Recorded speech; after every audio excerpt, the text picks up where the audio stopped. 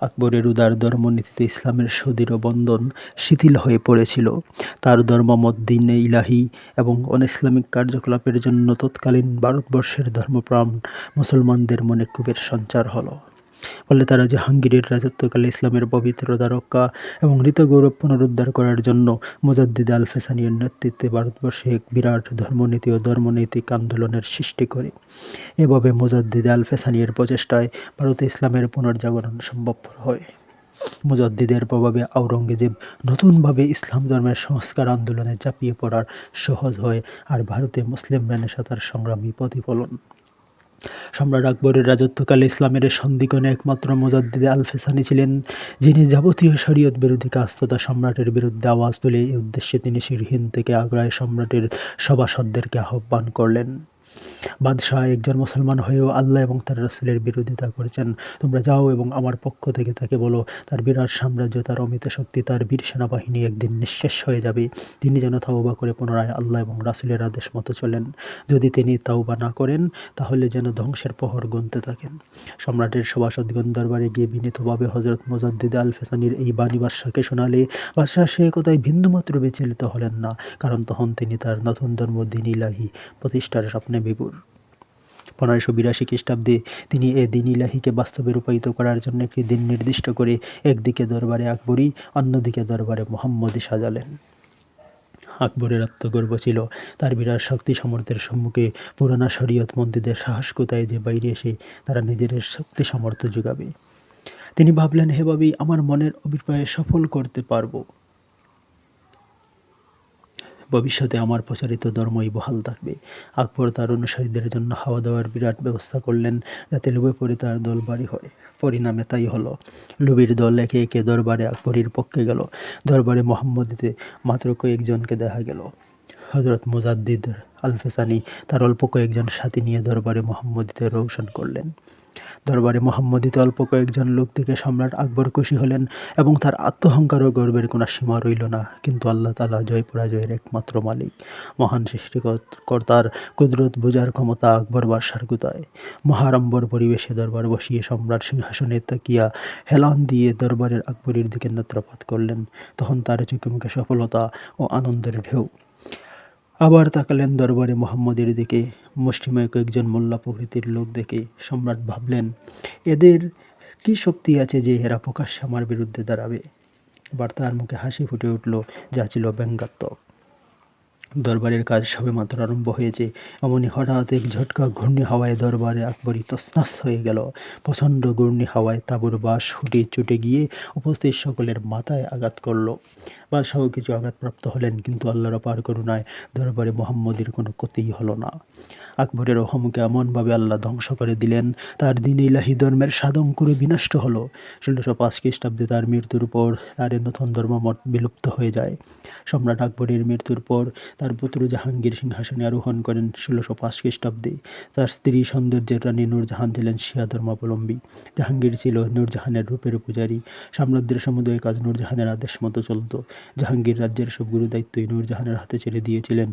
জাহাঙ্গীর মদ্যপ ছিলেন। নূরজাহান শিয়া ধর্মাবলম্বী হওয়াতে সুন্নি মতাবলম্বীরা দারুণভাবে কোণঠাসা হয়ে পড়ে।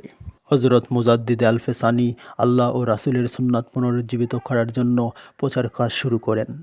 তা দেখে একদল স্বার্থপর লোক তার বিরুদ্ধে খেপে গিয়ে তার বিরুদ্ধে নানা প্রকার মিথ্যা প্রচার শুরু করে।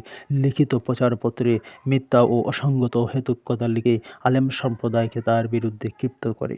এমনকি সম্রাট জাহাঙ্গীরের কাছেও তার নামে কুৎসা রটনা করে। জাহাঙ্গীর হযরত মুজাদ্দিদকে নিন্দুকদের অপপ্রচার বাদশাহী ক্রোধের বশবর্তী হয়ে বন্দী করলেন। তার ঘরবাড়ি আসবাবপত্র লুঠতরাজ করে রাষ্ট্রায়ত্ত করলেন। মুজাদ্দিদ টু শব্দও করলেন না, সব অত্যাচার নীরবে সহ্য করলেন, আল্লাহর দরবারে শুকর আদায় করেন। এ বিপদ আসার পূর্বে হযরত মুজাদ্দিদ তার বন্ধু বান্ধবদের কাছে ভবিষ্যৎবাণী করেন যে খুব শীঘ্রই হয়তো আমার প্রতি কোনো বিপদ নাজিল হবে। এ বিপদই আমার হিদায়াত প্রাপ্তির পথ প্রশস্ত করবে। গোয়ালিয়রের জেলখানায় হজরত মুজাদ্দিদকে আটক রাখা হলো। গোয়ালিয়র জেলখানা সাধারণত তৎকালে রাজবন্দীদের জন্য নির্দিষ্ট ছিল। তিনি যখন গোয়ালিয়রে পৌঁছলেন তখন সেখানে প্রায় 1000 রাজবন্দী ছিলেন। তাদের মধ্যে অনেকেই অন্য মাযহাবের ছিলেন। তাকে দেখে কয়েদিগণ খুশি হলো।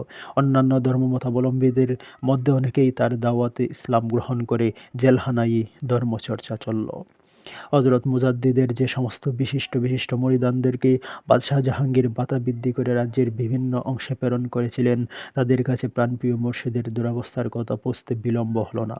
বলা বাহুল্য, তারা এ সংবাদ অবগত হয়ে একদিকে একটু দ্বিধান্বিত, আবার অন্যদিকে বিচলিত হয়ে পড়লেন। তন্মধ্যে খান হানান, হায়াত খান, দরিয়া খান, খানে আজম মহব্বত খান, ইসলাম খান প্রমুখ উচ্চপদস্থ আমির ওমরাগণ একদিন গোপনে একটা পরামর্শ করে সিদ্ধান্ত করেন যে এই অপকর্মের জন্য তারা সম্রাট জাহাঙ্গীরের বিরুদ্ধে বিদ্রোহ ঘোষণা করবে। বিদ্রোহীদের নেতা হবেন মহব্বত খান। মহব্বত খান বদহস খান, খুরাসান ও তুরানের শাসনকর্তাদের সৈন্যসেনা সাহায্য নিয়ে জাহাঙ্গীরের বিরুদ্ধে যুদ্ধ ঘোষণা করবেন। তিনি হাতবা এবং মুর্দা থেকে জাহাঙ্গীরের নাম উঠিয়ে দিলেন। জাহাঙ্গীর এই সংবাদ জানতে পেরে নিজেই বিরাট এক সৈন্যবাহিনী নিয়ে কাবুল অভিমুখে যাত্রা করল। জাহাঙ্গীর চলে যাবার পর আমির ওমরাগণ একমত হয়ে নূরজাহানের আত্মীয় স্বজনকেই বিতাড়িত করে দেশের শাসনভার গ্রহণ করেন। অতঃপর তারা হযরত মুজাদ্দিদের খেদমতে গিয়ে তাকে শাহী মসনদে উপবেশন করার অনুরোধ জানালে তাদের অনুরোধ রক্ষা করে হযরত মুজাদ্দিদ শাহী তখতে উপবেশন করা তো দূরের কথা, তিনি সমস্ত বিদ্রোহী নেতাদের কাছে এ বলে পত্র লিখলেন: প্রিয় বর্ষগণ, শাহী মসনদের লোভী আমি নই। আমি তোমাদের এই বিদ্রোহকে সমর্থন করি না। আমি কয়েদখানায় কষ্ট সহ্য করছি, তারও নিশ্চয়ই কোনো কারণ রয়েছে। যখন আমার সেবা পূর্ণ হবে তখন আমি বিনা চেষ্টায় মুক্তি পাব।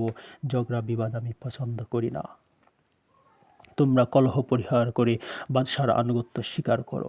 শীঘ্রই আল্লাহর হুকুমে আমি মুক্তি লাভ করে তোমাদের মধ্যে ফিরব। আল্লাহ সহায় আছেন। এদিকে মহব্বত খান জাহাঙ্গীরকে যুদ্ধে পরাজিত করে বন্দী করেন। মন্ত্রী ও প্রধান উপদেষ্টা আসফজাহও বন্দী হলেন।